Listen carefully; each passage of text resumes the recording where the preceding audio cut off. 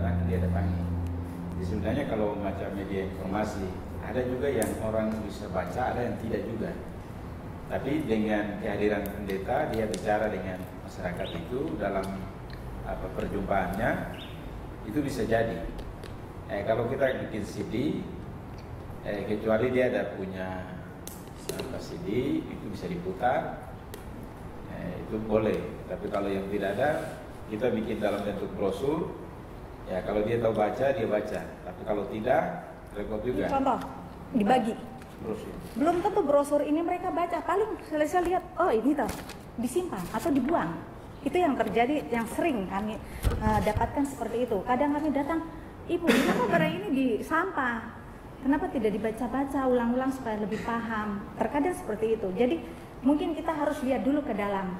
Apa kekurangannya, apa kelebihan di situ, terus bagaimana caranya untuk kita lebih mendekatkan itu, caranya bagaimana. Jujur saja memang petugas penyuluh kesehatan itu minim sekali ya. Saya juga bukan disiplin ilmu saya di penyuluh, bukan. Saya orang gizi. Tapi karena tidak ada petugas, akhirnya ya sudah, saya belajar sendiri. Yang lucunya satu, tapi ya ini memang ya, pemerintah yang ini. Dulu ada satu bidang promosi kesehatan. Sekarang kan sebenarnya promotif sekali. Tapi sekarang sudah dihapus. Malah seksinya pun tidak ada di dinas. Nggak tahu mau negara ini bagaimana. Yang dibutuhkan malah dihilangkan, dihapuskan. Jadi kita juga ke puskesmas, tolong minta tolong kita, tolong kok jadi tenaga penyuluh di situ. Tidak mau juga, karena mereka itu punya tanggung jawab. Saya di imunisasi, tolonglah sekalian imunisasi kok bikin penyuluhan ini, karena kita orang kesehatan biar jurusan apapun dia pasti tahu lah masalah kesehatan. Lihat di situ apa yang cocok kok bikin penyuluhan di situ. Gitu. Jadi seperti ini sekarang saya penanggung jawab. Itu pun karena saya mau saja, karena bukan disiplin ilmu saya itu. Nah, tidak ada jabatannya itu juga. Dulu dari bidang ada, seksinya semua ada, sekarang harus. Sama dengan gizi, masalah di Papua, masalah gizi yang paling ini. Tapi seksinya pun tidak ada. Nah itu kan masalahnya sekarang. Jadi kita masalah tanggung jawab abu-abu kan, tanggung jawab abu-abu. Ini kan kreativitas, ini saja orang semua pada mati semua. Kepala distrik, kepala kampung, uang banyak, jalan bocor, lu suruh bupati yang timbul. Aneh. Yang setiap hari jalan mereka, uang sudah dikasih. Kamu gila ini, sedang gila ini. Tutuplah lubang itu, kamu yang setiap hari jalan di situ. Ini kesadaran ini harus dibangun. Saya pikir pemimpin kita harus berani bisa berkelahi. Ya, kepala kampung yang melawan ditoki kepalanya. Kekerasan kita kurang, sehingga orang menjadi lemah. Reformasi mematikan kita, tidak membuat kita bangkit. Jadi pemimpin harus keras, pemimpin harus tegas. Ini uang ada dan lakukan seperti itu. Kalau uang ada, beli senjata tidak boleh lah, beli bendera tidak boleh, yang dia begini boleh.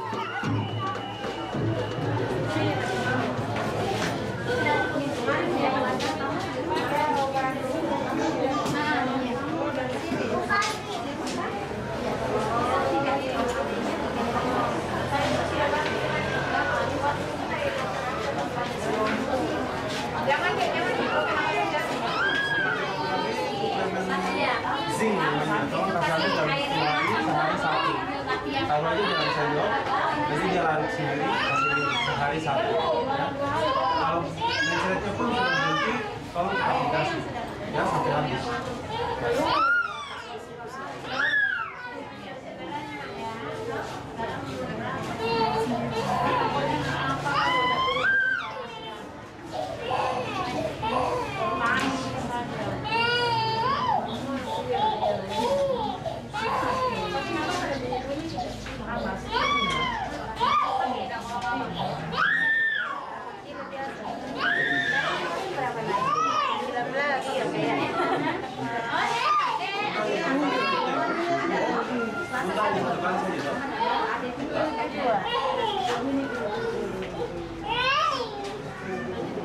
Batuknya dari lendir ke kering. Lendir. Badannya berapa ya? Setiap usah minum. Masih minum terus. Nanti perlu di. Tapi ini juga harus hati-hati. Perlu kurang manis-manis. Ya, tapi masih batas normal.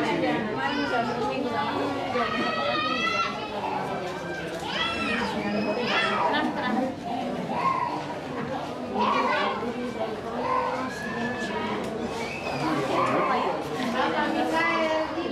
Morality dari saya bilang tolong 3 dikasih yang 1,5 2 nanti kan habiskan dalam paket buat dalam 1 permasalahan terbesar kami adalah masalah komunikasi memang ketika kita mendapatkan pasien-pasien yang dari pegunungan gitu.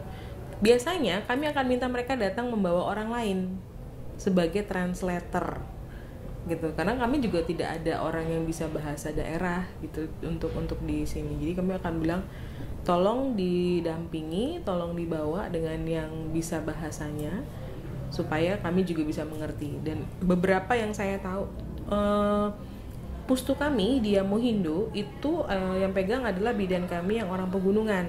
Jadi cenderung yang berobat ke sana tuh orang pegunungan semua karena mereka mengerti bahasa. Dan ternyata memang saya pernah dengar mereka jarang ke puskesmas karena mereka tidak mengerti kita. Dan kita juga nggak ngerti mereka ngomong apa kayak gitu. Jadi kadang-kadang kita harus pinter-pinter mengambil kesimpulan dari apa keluhan mereka. Dan kami harus mengulangi lagi. Maksudnya begini. Iya, gitu. Baru nanti maksudnya gini gitu. Misalnya dia nggak datang nggak bawa itu tuh. Misalnya dia lagi main-main ke bandara gitu. Dia sakit terus dia datang sini nggak bawa penerjemah itu. Ya gitu akhirnya aja. kami menggunakan bahasa Tarsan. Iya. Bener. Bayangkan beratnya beban saya. Mungkin ya kalau dari MSF untuk menyediakan itu gitu. Belum pernah jadi bahan diskusi. Dalam arti sampai saat ini pasiennya masih bisa terhandle gitu loh. Ya saya nggak tahu mereka sembuh atau memang mereka akhirnya nggak datang lagi ya. Karena begitu suruh kontrol, besok mereka tahu dia datang lagi atau enggak gitu kan. Tapi ya itulah yang terjadi di sekitar kita gitu bahwa tapi yang pengalaman saya sih kebanyakan mereka bawa translator gitu. Pernah sekali saya dapat, pertama-tama saya datang puskesmas, dia datang sendiri, ibu-ibu udah usia ya sekitar 40-an lah, nggak bisa bahasa Indonesia. Ternyata mama bahasa Indonesia bisa. Akhirnya ya saya harus cari orang lain, tapi ya akhirnya saya ngomong pakai bahasa Jawa biar sekalian nggak nyambung gitu loh. Ya dia nggak ngerti saya. Ya akhirnya saya pakai bahasa Jawa. Kok sih ya mak, aku kurang ngerti kan orang udah nggak ketahu ya aku cari orang. Akhirnya saya nyari orang dulu akhirnya ketemu. Dan itu susahnya begitu orangnya datang, ada orang satu daerah yang datang, dia ngomong bahasanya beda, keluar lagi, datang lagi, ngomong lagi mereka pakai bahasanya beda, sampai saya bingung ini bahasa yang sama siapa sih, sampai orang keempat atau kelima baru itu bahasanya sama. Ya itu Papua ya, bahasanya satu kecamatan aja bisa 5-4 bahasa gitu loh.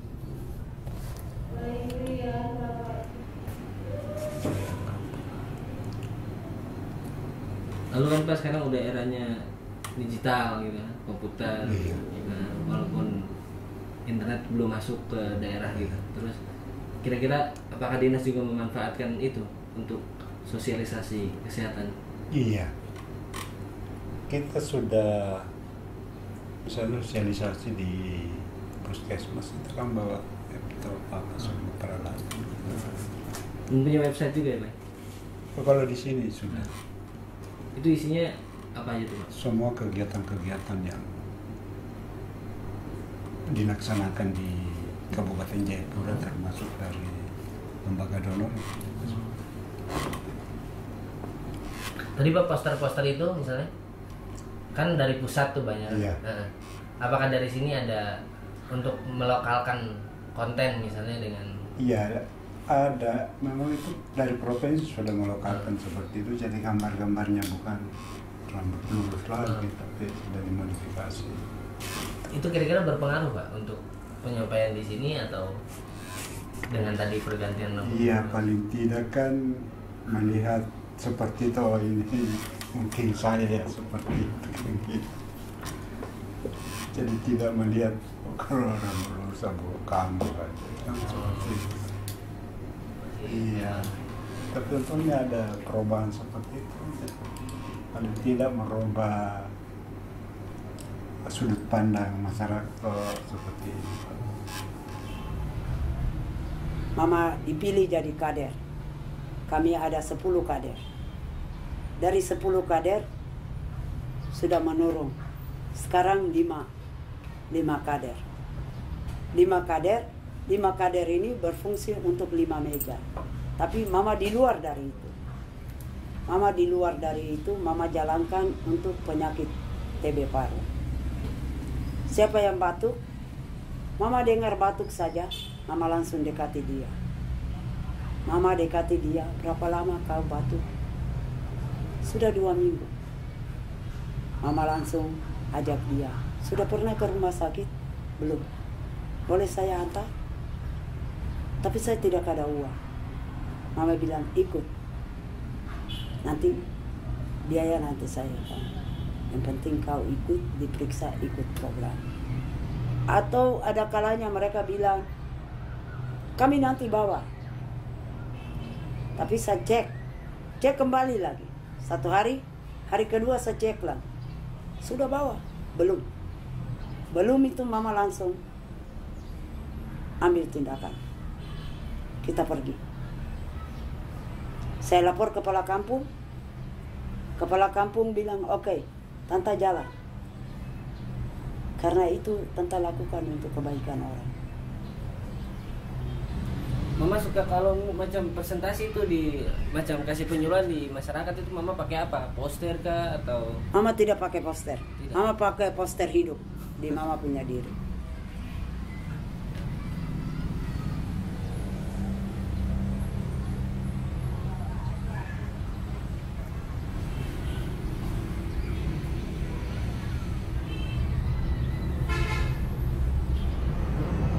Biarpun dari pulau manapun juga datang, Mama siap antar.